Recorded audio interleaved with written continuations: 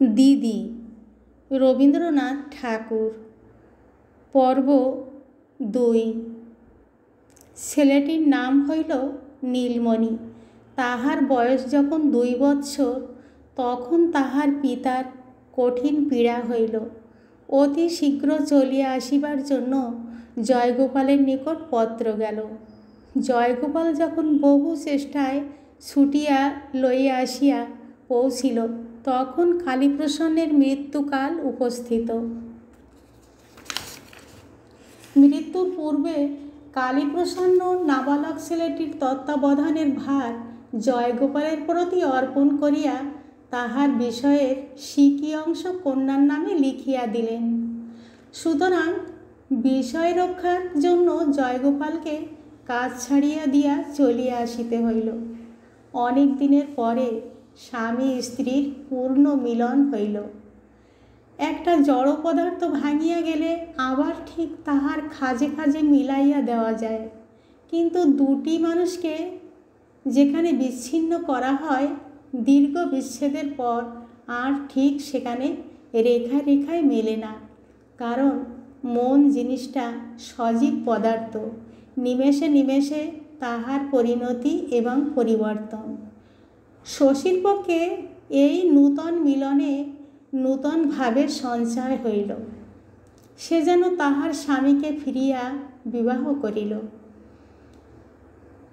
পুরাতন দাম্পত্যের মধ্যে চিরভ্যাসবশত যে এক অসারতা জন্মিয়া গিয়াছিল, বিরহের আকর্ষণে তাহা অপসৃত হইয়া সে তাহার স্বামীকে যেন পূর্বাপেক্ষা সম্পূর্ণতরভাবে প্রাপ্ত হইল।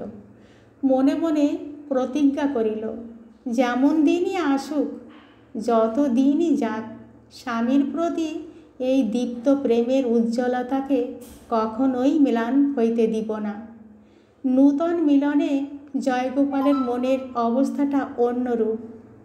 পূর্বে যখন উভয়ে অবিচ্ছেদে একত্র ছিল, যখন স্ত্রীর সহিত তার সমস্ত স্বার্থের এবং বিচিত্র অভ্যাসের ঐক্য বন্ধন ছিল, স্ত্রী তখন জীবনের একটি নিত্য সত্য হইয়াছিল। তাহাকে বাদ দিতে গেলে দৈনিক অভ্যাস জালের মধ্যে সহসা অনেকখানি ফাঁক পড়িত।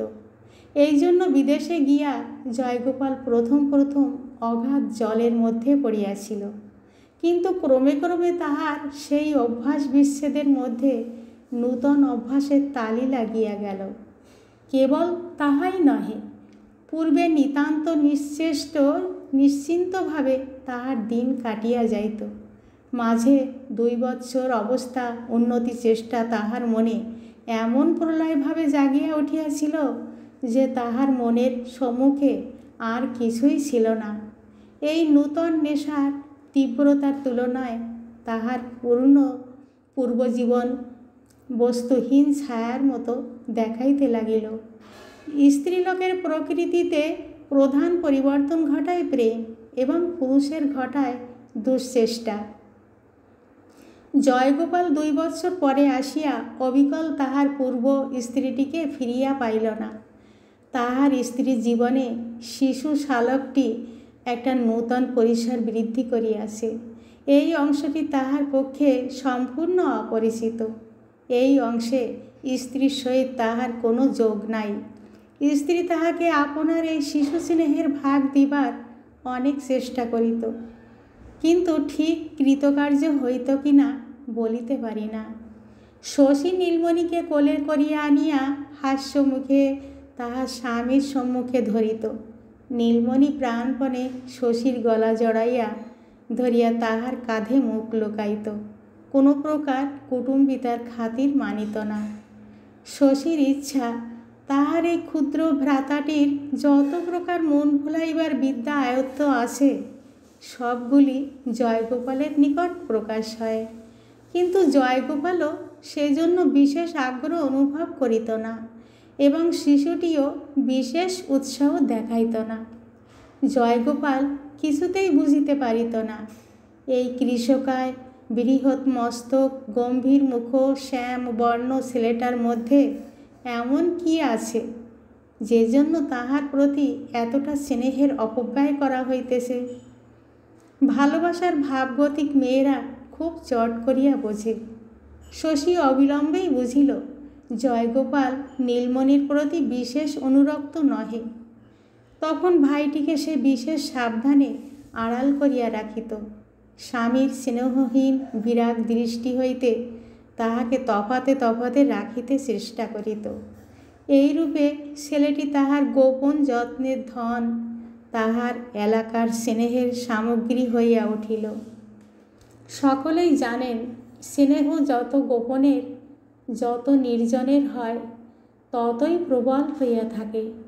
নীলমণি কাঁদিলে জয়গোপাল অত্যন্ত বিরক্ত হইয়া উঠিত। এই জন্য শশী তাহাকে তাড়াতাড়ি বুকের মধ্যে চাপিয়া সমস্ত প্রাণ দিয়া বুক দিয়া তাহার কান্না থামাইবার চেষ্টা করিত। বিশেষত নীলমণির কান্নায় যদি রাত্রে তাহার স্বামীর ঘুমের ব্যাঘাত হইত এবং স্বামী এই ক্রন্দনপরায়ণ ছেলেটার প্রতি অত্যন্ত হিংস্রভাবে ঘৃণা প্রকাশপূর্বক জর্জর চিত্তে গর্জন করিয়া উঠিত, তখন শশী দূরে লইয়া গিয়া একান্ত সানুনয় স্নেহের স্বরে সোনা আমার, ধন আমার, মানিক আমার বলিয়া ঘুম পাড়াইতে থাকিত। ছেলেতে ছেলেতে নানা উপলক্ষে ঝগড়া বিপদ হইয়াই থাকে। পূর্বে এরূপ হলে শশী নিজের ছেলেদের দণ্ড দিয়া ভাইয়ের পক্ষ অবলম্বন করিত, কারণ তাহার মা ছিল না। এখন বিচারকের সঙ্গে দণ্ডবিধির পরিবর্তন হইল। এখন সর্বদাই নিরপরাধে এবং অবিচারে নীলমণিকে কঠিন দণ্ড ভোগ করিতে হইত। সেই অন্যায় শশীর বক্ষে শেলের মতো বাজিত। তাই সে দণ্ডিত ভ্রাতাকে ঘরে লইয়া মিষ্ট দিয়া, খেলনা দিয়া আদর করিয়া, চুমো খাইয়া শিশুর আহত হৃদয়ে যথাসাধ্য সান্ত্বনা বিধান করিবার চেষ্টা করিত। ফলত দেখা গেল শশী নীলমণিকে যতই ভালোবাসে, জয়গোপাল নীলমণির প্রতি ততই বিরক্ত হয়। আবার জয়গোপাল নীলমণির প্রতি যতই বিরাগ প্রকাশ করে, শশী তাহাকে ততই স্নেহসুধায় অভিষিক্ত করিয়া দিতে থাকে। জয়গোপাল লোকটা কখনো তাহার স্ত্রীর প্রতি কোনরূপ কঠোর ব্যবহার করে না এবং শশী নীরবে নম্রভাবে প্রীতির সহিত তাহার স্বামীর সেবা করিয়া থাকে। কেবল এই নীলমণিকে লইয়া ভিতরে ভিতরে উভয়ে উভয়কে অহরহ আঘাত দিতে লাগিল। এইরূপ নীরব দ্বন্দ্বে গোপন আঘাত প্রতিঘাত প্রকাশ্য বিবাদের অপেক্ষা ঢের বেশি দুঃসাহ। আজ এখানেই সমাপ্ত। বন্ধুরা, গল্পটি কেমন লাগলো অবশ্যই জানিও। কেমন?